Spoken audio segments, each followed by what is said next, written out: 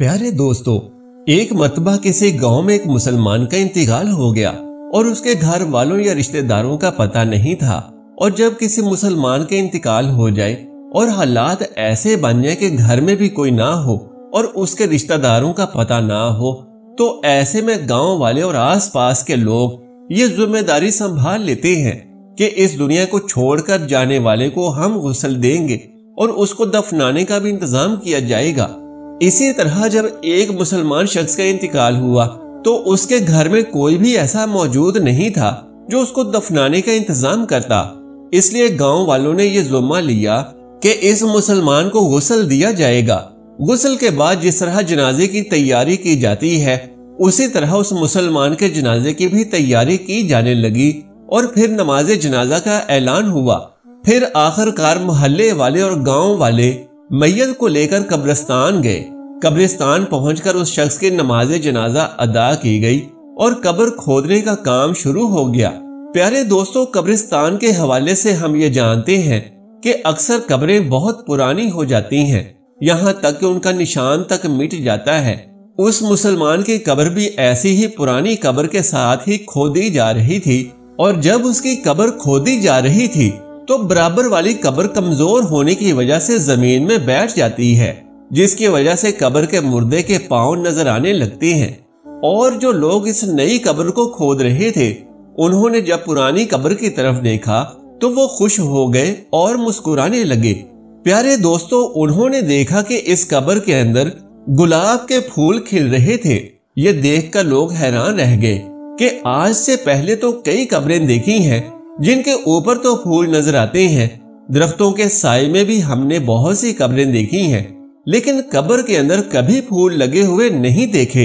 इस मंजर को देखने के बाद लोग फैसला करते हैं कि इसकी आधी कब्र तो खुल चुकी है, क्यों ना हम इसकी नए सिरे से तामीर कर दें। नाज़रीन किराम, जब उन लोगों ने कब्र पर अच्छी तरह से गौर किया और करीब से देखा तो उन्होंने महसूस किया कि कब्र से बहुत अच्छी खुशबू आ रही थी। खुशबू इतनी अच्छी थी कि इसको सूंघ कर हर कोई मदहोश हो रहा था। गांव वाले देखते हैं कि कब्र तो बहुत पुरानी थी, लेकिन इसके बावजूद उस मुर्दे का जिस्म सही सलामत था और उसके कफन की चादर जरा बराबर भी मैली नहीं हुई है। नाजरीन, ये मंजर देखकर सब लोग हैरान रह जाते हैं। सबके दिल में ये ख्वाहिश पैदा होने लगती है कि हम इस मुर्दा शख्स के बारे में जानकारी हासिल करें और जानते हैं कि ये कौन आदमी है और इसने ऐसा कौन सा काम किया है जिसका सिला आज इसे मरने के बाद भी मिल रहा है। चुनांचे सबने फैसला किया कि उस शख्स की तलाश जरूर की जाए। नाज़रीन किराम, उसकी कब्र पर मिट्टी डालकर फिर से बंद कर दिया जाता है और जो जनाजा लोग अपने साथ लाए थे उसको भी दफन कर दिया जाता है। फिर इसके बाद लोग आसपास के तमाम गांव में फैल जाते हैं और उस कब्र के अंदर मौजूद मुर्दे के घर वालों की तलाश शुरू कर देते हैं। आखिर कई रोज की सख्त मेहनत के बाद और बुजुर्गों के मशवरे के बाद उन्हें ये पता चल जाता है कि ये शख्स कौन था। फिर कुछ लोग इकट्ठा होकर उसके घर पहुंच जाते हैं जहां वो शख्स रहता था। बज़ाहिर वो घर देखने में बहुत पुराना लग रहा था और घर को देखकर ये नहीं लगता था कि यहाँ कोई रहता होगा।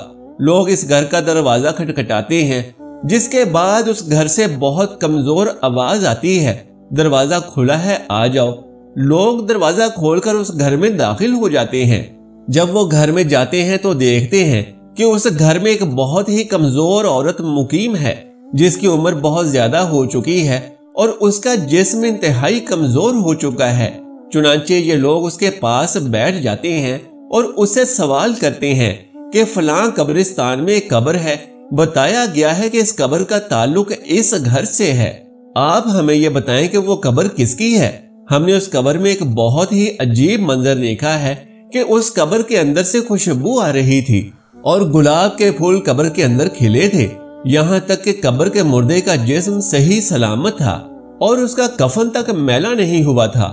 आखिर वो कौन शख्स था? ये सब सुनकर वो बूढ़ी औरत एक लम्हे के लिए तो खामोश रहती है। फिर वो औरत कहती है कि जिस कब्र का जिक्र तुम कर रहे हो वो मेरे शौहर की कब्र है। जवानी में ही उसका इंतकाल हो गया था और वो मुझे छोड़कर चला गया था।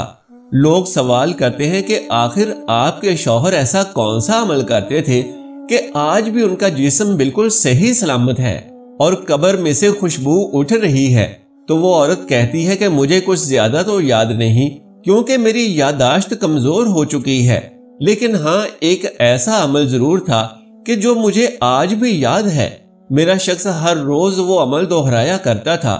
وہ عمل یہ ہے کہ جب وہ ہر صبح فجر کی نماز ادا کرنے کے لیے مسجد میں جاتے تو وہ لوگوں کو دیکھتے کہ لوگ نماز کے بعد قرآن پاک کی تلاوت کرنے کے لیے مسجد میں بیٹھ جاتے ہیں اور وہاں بیٹھ کر قرآن پاک پڑھتے رہتے ہیں، لیکن میرے شوہر کو قرآن پاک پڑھنا نہیں آتا تھا اور وہ بس اس بات پر بہت غمگین ہوتے تھے اور رونے کی حالت میں گھر آتے تھے اور آ کر کہتے تھے کہ میں کتنا بدنصیب ہوں کہ مجھے قرآن پاک پڑھنا نہیں آتا۔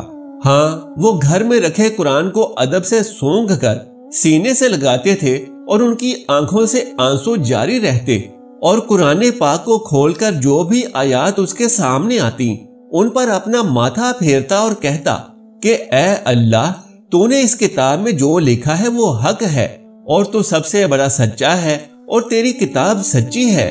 اور وہ کافی دیر تک مختلف آیات پر ہاتھ پھیر کر یہ الفاظ دہراتے رہتے تھے اور ان کے آنسو لگاتار بہتے رہتے تھے۔ اس کے بعد وہ قرآن سونگھ کر اپنے سینے سے لگا لیتے تھے اور تھوڑی دیر بعد اسے اپنی جگہ پر رکھ دیتے تھے، اور یہ کام میرا شوہر روزانہ کرتا تھا۔ مجھے لگتا ہے کہ یہ وہی عمل ہے جس کی وجہ سے ان کی قبر سے یہ خوشبو مہک رہی ہے۔ سبحان اللہ۔ ناظرین کرام، قرآن پاک سے محبت کی ایک چھوٹی سی مثال آپ کے سامنے پیش کی گئی ہے۔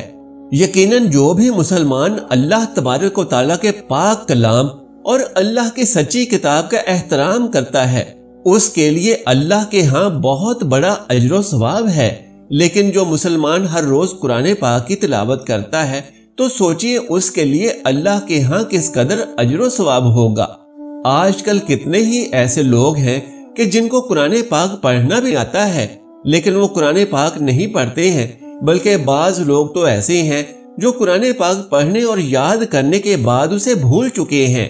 پیارے دوستو، آئیے مل کر اللہ پاک سے دعا کرتے ہیں کہ اللہ پاک ہمیں اور آپ کو ہر روز بلا ناگہ قرآن پاک کو کھولنے، قرآن پاک کو پڑھنے اور اس پر عمل کرنے کی توفیق عطا فرمائے۔ آمین یا رب العالمین۔ پیارے دوستو، نیکی کی بات کو دوسروں تک پہنچانا بھی صدقہ جاریہ ہے۔ براہ کرم اس ویڈیو کو اپنے تمام قرابت داروں کو پہنچائیں اور ثواب کمانے والوں کے لڑی میں شامل ہو جائیں۔ جزاک اللہ خیرن کثیرا۔ اللہ ہم سب کا حامی و ناصر